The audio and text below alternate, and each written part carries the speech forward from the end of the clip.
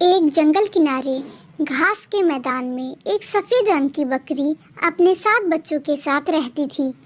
उसका एक छोटा सा घर था जिसमें वे सब बड़े प्यार से रहते थे।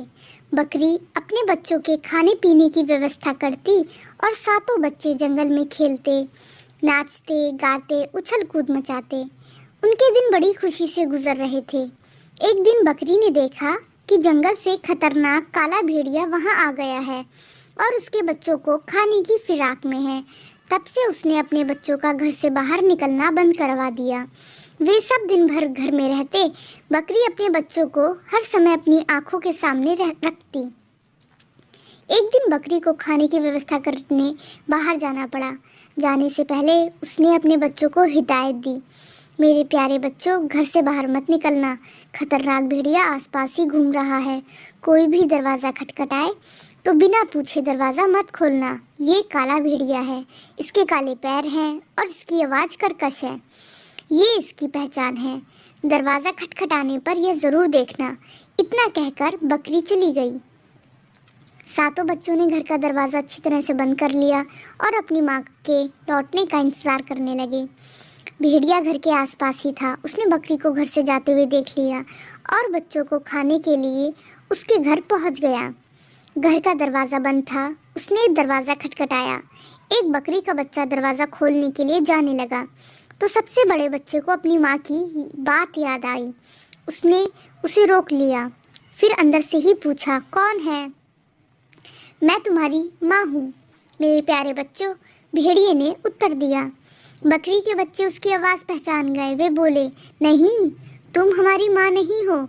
हमारी माँ की आवाज़ मीठी है और तुम्हारी कर्कश। तुम काले भेड़िए हो, चले जाओ यहाँ से। भेड़िया वहाँ से चला गया। वह सोचने लगा कि कैसे अपनी आवाज़ को मीठी बनाऊँ। तभी उसे मधुमक्खी का छत्ता दिखाई पड़ा। उसने सोचा कि मीठा शहद खाने से मेरी आवाज़ मीठी हो जाएगी। उसने झपट्टा मारकर मधुमक्खी के छत्ते को तोड़ दिया। मधुमक्खियाँ उसे काटने लगी, फिर भी किसी तरह उसने शहद खा लिया। शहद खाने से उसकी आवाज़ मीठी हो गई। वह फिर से बकरियों के घर में गया और दरवाज़ा खटखटाया। बकरियों ने पूछा, कौन है? भेड़िया मीठी आवाज़ में बोला, मैं तुम्हारी माँ हूँ। प्यारे बच्चों, दरवाज़ा खोलो। सबसे बड़ी बकरी के बच्चे ने दरवाजे के नीचे से देखा तो उसे काले पैर दिखाई पड़े। वह समझ गई कि वह भेड़िया है। वह बोली, तुम हमारी माँ नहीं, दुष्ट भेड़िए हो। हमारी माँ के पैर सफ़ेद हैं और तुम्हारे काले। भागो यहाँ से। भेड़िया वहाँ से चला गया और इस बार खुद पर आटा उड़ेल कर आया। आटे के कारण वह सफ़ेद हो गया था। उसने घर का दरवाज़ा खटखटाया और बोला, मेरे प्यारे बच्चों, दरवाज़ा खोलो। देखो तुम्हारी माँ तुम्हारे लिए क्या क्या लाई है। उसकी मीठी आवाज़ सुनने के बाद बकरियों ने दरवाजे के नीचे से उसके पैर देखे तो आटे के कारण सफ़ेद हो गए थे। लगता है आ गई हमारी माँ। बकरी के सबसे बड़े बच्चे ने कहा, दरवाज़ा खोल दो। बाकी बकरी के बच्चे बोले, लेकिन सबसे छोटी बकरी के बच्चे ने उन्हें रोका कि यह भेड़िया भी हो सकता है।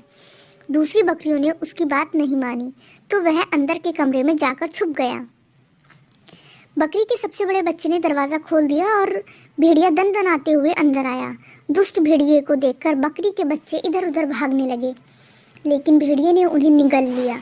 उसे याद ही नहीं रहा कि बकरी के 7 बच्चे हैं, इसलिए उसने बकरी के सबसे छोटे बच्चे को नहीं ढूंढा और चला गया। कुछ देर बाद बकरी वापस लौटी। घर का दरवाज़ा खुला देख उसे शक हुआ। वह दौड़कर अंदर पहुंची तो उसे अपने बच्चे दिखाई नहीं पड़े। वह इधर उधर ढूंढने लगी। तब उसे सबसे छोटा बच्चा बाहर निकला और अपनी माँ को सारी बात बताई। बकरी को बड़ा गुस्सा आया और वह भेड़िए से बदला लेने निकल पड़ी।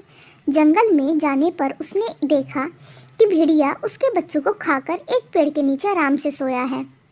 उसका मोटा पेट देखकर बकरी समझ गई कि उसने उसके बच्चों को साबुत ही निगल लिया है। उसने सोते हुए भेड़िए का पेट चीर दिया और अपने बच्चों को सही सलामत बाहर निकाल लिया।